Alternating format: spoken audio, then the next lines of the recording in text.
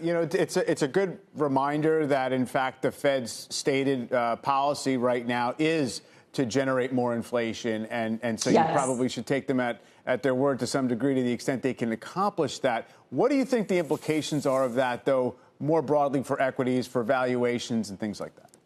Yeah. So, I mean, if you think about inflation, it's not necessarily anathema to stocks, at least in the initial stages. So unless we get to this sort of 1970s like inflation where you get, inflation actually choking off growth, I think we could be in for, strong gains in pockets of the equity market. Where you don't want to be, and this is a little counterintuitive, is you don't want to be in consumer discretionary stocks. Because what we found is that labor inflation, while you think it would be good because people spend all their money that they're making at the stores, in fact, consumer discretionary is one of the most labor-intensive sectors, and margins are hurt by rising wages. So I think that's one area you want to avoid.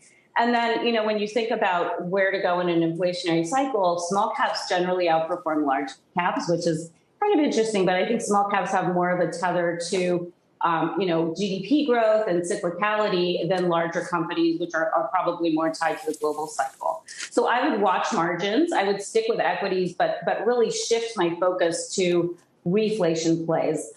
In this environment, I also think that dividend growth offers something kind of rare, which is inflation-protected yield.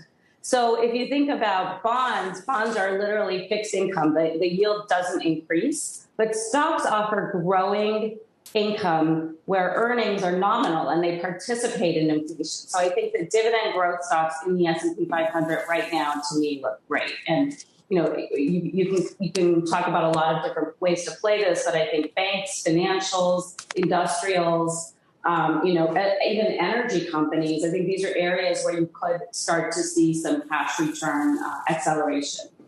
Yeah, and you sort of conspicuously are kind of not saying that the old favorites that led the market up into late last year, the FANG tech kind of consensus secular growth stocks are really looking great right now, although there have been some indicators suggesting that they are less crowded. That is, a lot of hedge funds have kind of lightened up in them, and there have been outflows from tech funds, I know, according to some data. So are we still waiting to see them go further out of favor? Or how do you think they play here?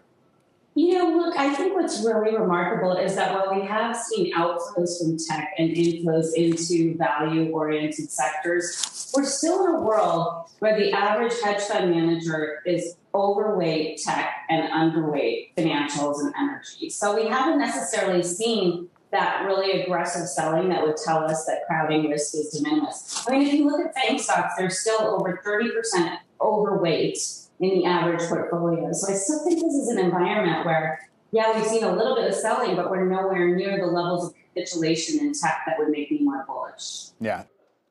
Shepard Smith here. Thanks for watching CNBC on YouTube.